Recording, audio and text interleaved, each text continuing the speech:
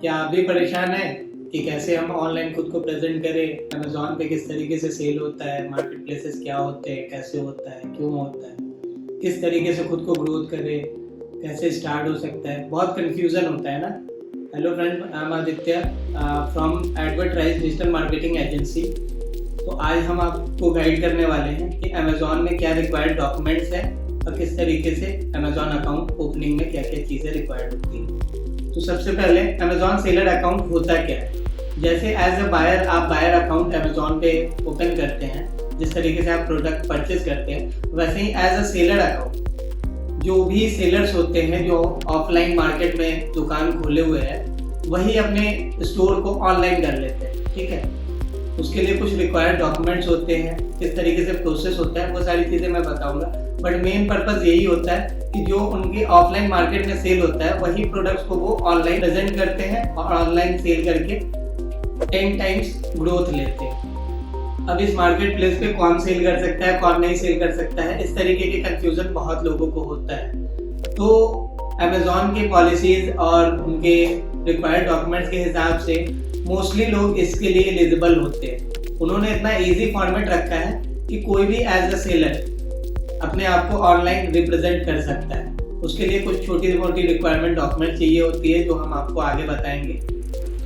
हाँ, तो Amazon account launch करने के लिए क्या क्या डॉक्यूमेंट चाहिए और क्या क्या रिक्वायरमेंट है, वो वन बाय वन मैं आपको क्लियर करता हूँ और उसे एक्सप्लेन भी करके मैं समझाता हूँ कि क्या होता है, किस तरीके से होता है। ठीक है, तो पहले हमें ईमेल आईडी चाहिए, ईमेल आईडी और phone number. Email ID phone number वो होना चाहिए जो हमने कभी भी पहले अमेज़न अकाउंट से लिंकअप नहीं किया हो, या आपने उससे बायर्स अकाउंट बनाया हो या उस मेल आईडी का यूज़ किया हो, तो वो यूज्ड नहीं होना चाहिए, वो बिल्कुल फ्रेश होना चाहिए। ठीक है, दूसरा टर्म आता है हमारा जीएसटी।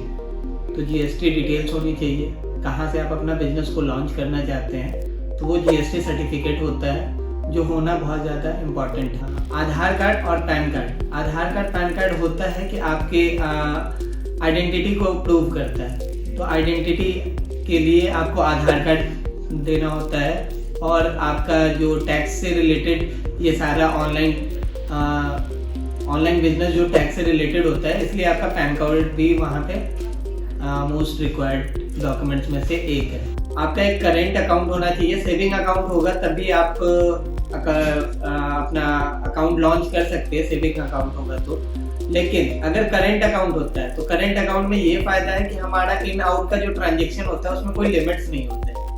बट सेविंग अकाउंट में हमारा एक लिमिट होता है, अगर आपका बिजनेस ग्रो करता है तो वो लिमिट एक्सीड होता है, उसके बाद ट्रांजेक्शन स्टॉप हो जाती है। इसीलिए जब भी हम ऑनलाइन बिजनेस करते हैं तो एक करेंट अकाउंट होना जरूरी होता है। और अगर हम ऑनलाइन बिजनेस स्टार्ट कर रहे हैं तो ऑनलाइन बिजनेस हम अपने प्रोडक्ट को किस तरीके से रिप्रेजेंट करते हैं। एक होता है कि प्रोडक्ट हम किसी और से खरीदते हैं और रीसेल करते हैं। ठीक है, तो रीसेल करते हैं तो रीसेल हम दो टाइप से करते हैं। एक तो हमने किसी से खरीदा और उसके बाद उस पर अपनी ब्रांडिंग करके सेल की, तो हम अपना एक ब्रांड भी क्रिएट कर रहे हैं। ठीक है, और एक होता है जेन्युइन कि हमने किसी से खरीदा और उसी के ब्रांड नेम से सेल कर रहे हैं।